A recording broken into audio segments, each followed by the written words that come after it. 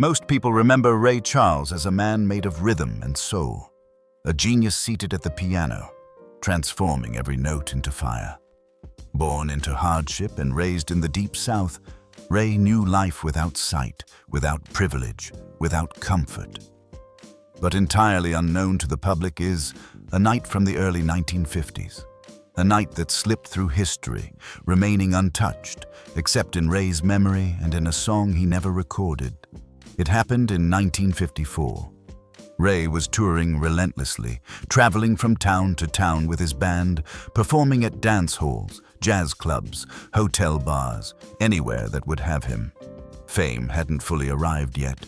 He was talented, admired, but not yet the towering icon he would soon become. The road was exhausting, the nights were long, and loneliness traveled with him like luggage. One evening, the band stopped in Savannah, Georgia, a coastal town thick with heat even after sunset. They were booked to perform at a local club called The Lantern, a smoky basement room where old brick walls carried the sound like living skin. The crowd was lively, dressed in summer clothes, drinks sweating in their hands. The air smelled of tobacco and sweet rum. Ray, as always, sat at the piano, fingers drifting across the keys like they owned the air. He sang with a depth that made the room fall quiet, even when people pretended to be dancing or laughing. His blindness made the club feel like nothing but vibration, the whisper of dresses, the clinking of glasses, the soft shuffle of shoes on wooden floors. After the set, Ray returned to his dressing room. A small storage space stacked with crates, a cracked mirror, a single yellow bulb swinging slightly with the vibrations from the music outside. He wiped his face with a cloth, breathing heavily. His shoulders ached from traveling. His spirit felt thin. That's when he heard a knock. Ray lifted his head. "Come in," he said, voice calm. The door opened and someone stepped inside. A woman. Ray couldn't see her, but he could feel her presence instantly. Soft perfume, quiet footsteps, and a nervous breath she was trying to hide. "Mr. Charles," she said shyly, "I hope I'm not disturbing you." "You're not disturbing me at all," Ray smiled. "Come in." She approached slowly, her voice trembling just a little. "I wanted to thank you for tonight's performance. I've heard you before in Atlanta. But tonight there was something different in your voice." Ray chuckled. "Well, the piano's in a good mood." "No," she whispered. "You were in a mood." Ray paused. "What's your name?" he asked. "Evelyn," she said. "I live here. My sister owns this club." "Then I owe you both thanks," Ray said warmly. "Good crowd. Good energy." Evelyn stepped closer, the perfume growing sweeter. "I hope you don't mind me saying this, but you look tired." Ray sighed, smiling faintly. "I am tired, Evelyn. Tired of traveling. Tired of pretending I always know where I'm going. Tired of being the strong one." Evelyn sat on a crate beside him. "You don't have to pretend with me." Ray tilted his head, surprised. Most people wanted something from him. A request, a favor, a performance, a joke. Very few offered quiet company. "You sound young," Ray said softly. 27, she answered. "Good age," Ray murmured. "You sound like you're living a real life." Evelyn laughed gently. "I'm living something for sure." Ray smiled. "And what brings you back here after midnight, Evelyn?" She hesitated for a moment, then said, "You made me cry tonight." Ray turned slightly. "Did I sing off key?" "No," she whispered. "You sang like a man in love with someone he can't have." Ray's throat tightened. She wasn't wrong. Ray had been carrying a silent heartbreak, a complicated and private love far away from the glamour.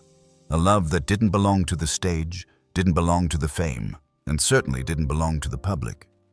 Ray said nothing. Evelyn continued, voice soft, almost trembling.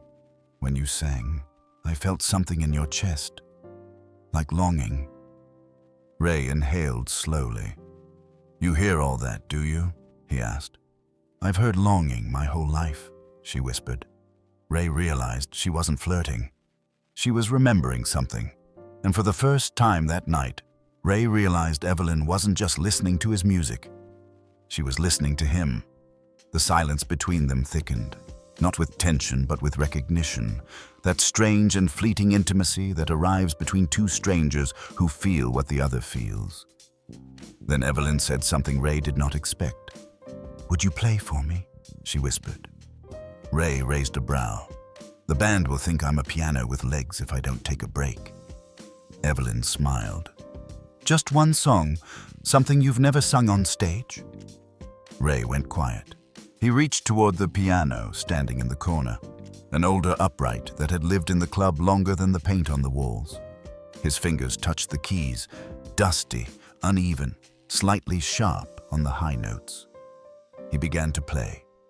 A slow, aching melody, something that had no words, something that rose and fell like a sigh.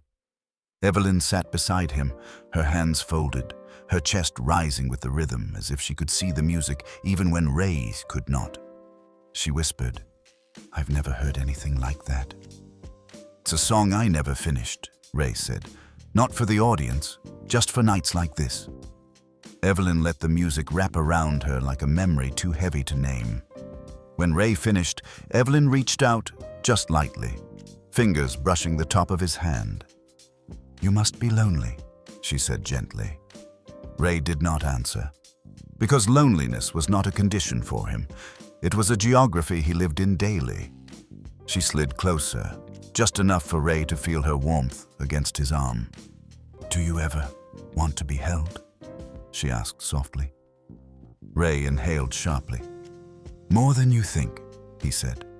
Her hand found his, not urgently, not hungrily, but the way someone holds a person who has forgotten they deserve touch. And Ray allowed it. They didn't rush into anything. They didn't tear at buttons or whisper promises. They simply sat together, breathing in the same rhythm, existing in the same fragile night. Then Evelyn leaned her head onto Ray's shoulder. "You can stay if you want," she whispered. Ray didn't kiss her. He didn't rush her. He simply reached an arm around her, pulling her gently closer. The most intimate thing he had done with a stranger in a long time. Hours passed like minutes. They stayed like that, a pianist and a woman he had just met, holding each other in the half-lit storage room of a basement club, wrapped in a comfort neither of them expected. When dawn finally crept through the small window, Ray whispered, "I should go." Evelyn nodded slowly, her cheek sliding away from his shoulder. "I know." Ray stood reaching for his coat. Evelyn rose too, folding her hands nervously. "Ray," she said softly. "Yes? If you ever want to finish that song, I'd like to hear it." Ray smiled faintly. "I'll remember you when I play it." As Ray stepped toward the door, Evelyn asked, voice barely audible, "Will we ever see each other again?" Ray paused. "No," he whispered. "But I'll remember this night every time I sit at a piano." Evelyn closed her eyes, accepting the truth.